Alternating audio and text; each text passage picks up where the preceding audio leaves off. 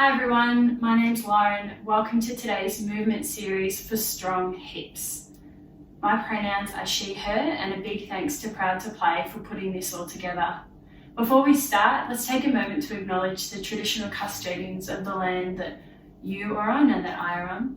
I'm on the lands of the Wurundjeri people of the Kulin Nation, and I'd like to pay my respects to elders, past, present, and emerging. Okay, let's get started. So today we're going to be doing about 4 exercises that are really great for strong hips for skating. The first thing we're going to do is work on our internal rotation, which is a really helpful skill when you're doing plow stops or when you're doing any rotational hip work. So in order to strengthen this part of the body, we're first going to get into a Z sit. The front leg is going to be coming out forward from your hips and bent 90 degrees at the knee and at the ankle, like so. The back leg is pretty much going to be doing the same. So 90 degrees out to the side from the hip and then 90 degrees at the knee and at the ankle. Once you've set up in this position, just have a little bit of a wiggle around. It might already feel like quite a big stretch, which is extremely normal. Now it can be helpful to have a bit of a block or a shoe or even a roller skate, something to put in front of your back thigh for this next exercise. I'm going to use a block like so, and what this does is it prevents me from lifting my back leg and moving my entire hip socket forward, and as you can see the block's moving, which isn't a good sign.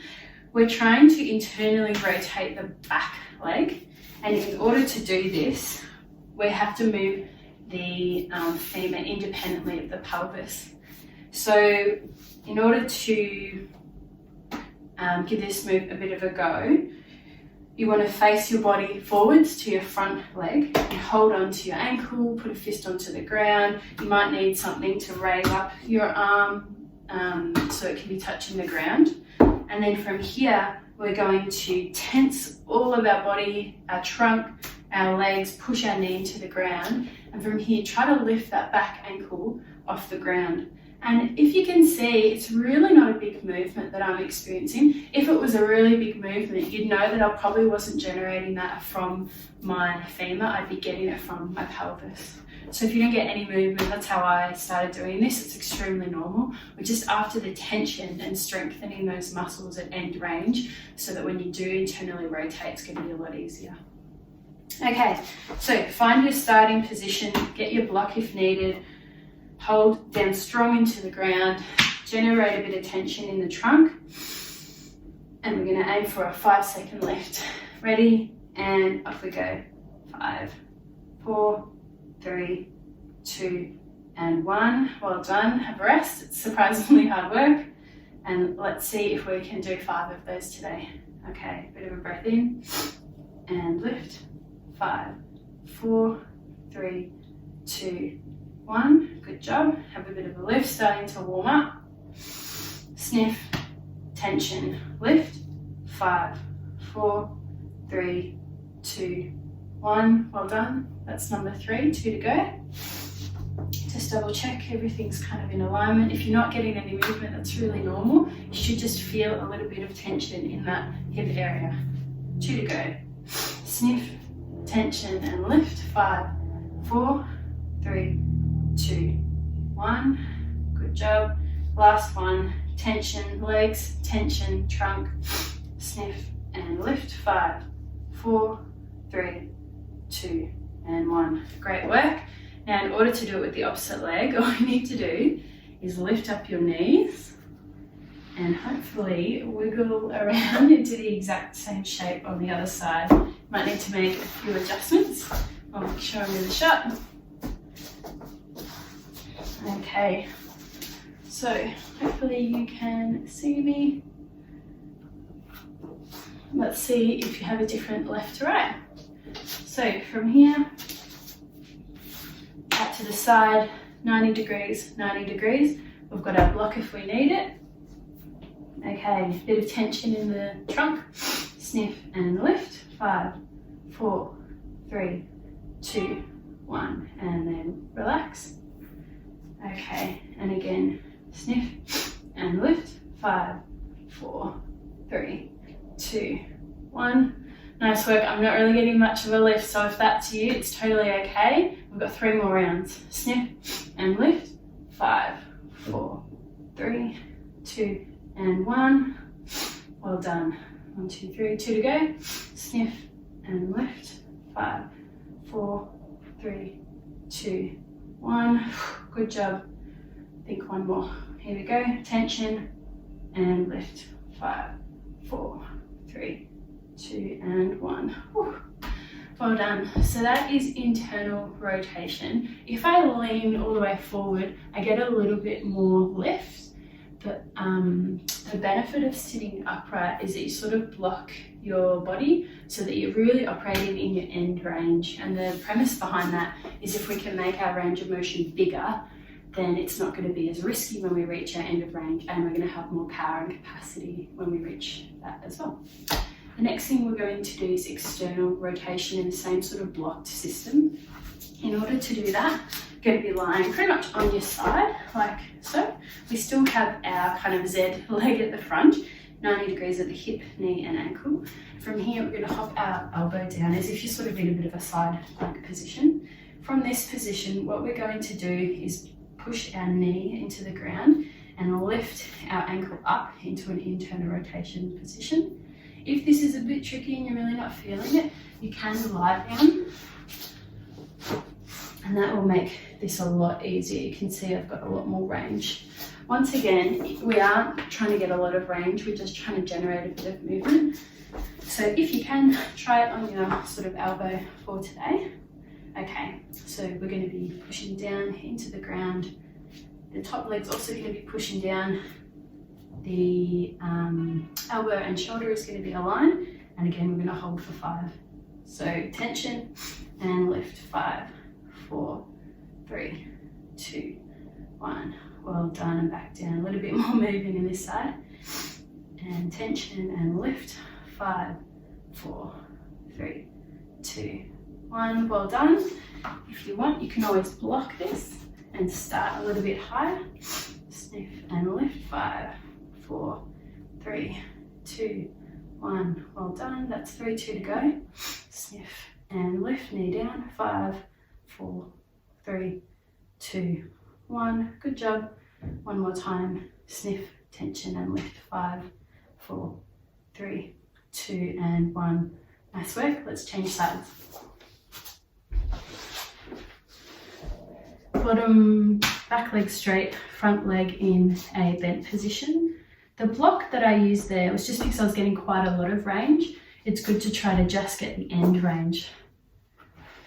Okay, again, I'm going to start off on my forearm, elbow, shoulders aligned, hips are stacked, 90 degrees, knee goes down. All right, here we go. Sniff, tension and lift.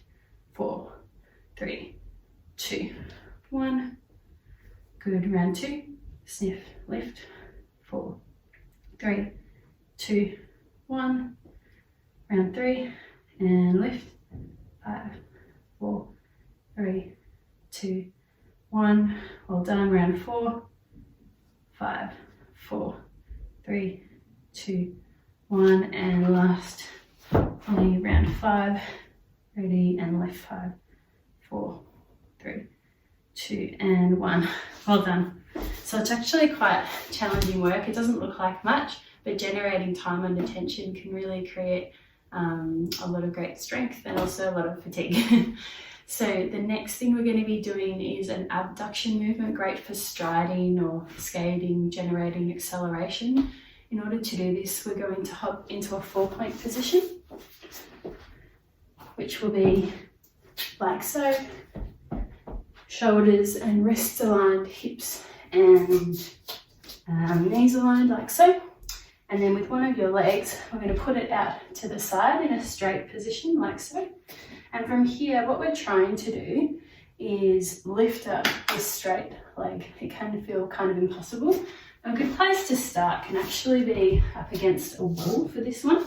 So you might be near a wall in which you can lean into and then lift that leg. So I'm going to start mine next to a wall, but you can do it freestanding as well.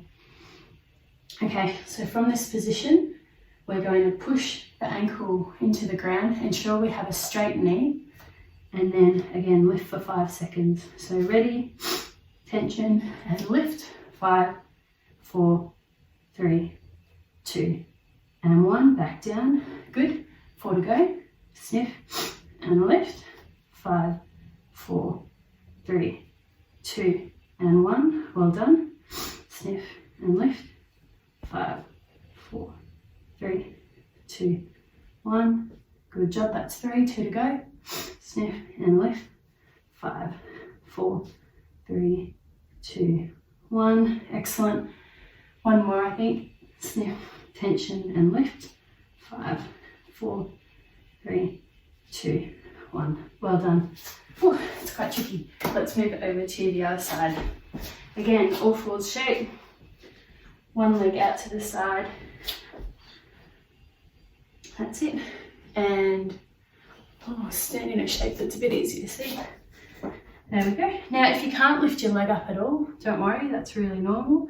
A way to make it a little bit more accessible is you can just be in all fours and then lift your knee out to the side, kind of like a fire hydrant drill, which can be a common one. We are trying to block it, so if possible, you can lean a bit more forward and you'll find it a little bit easier to lift up.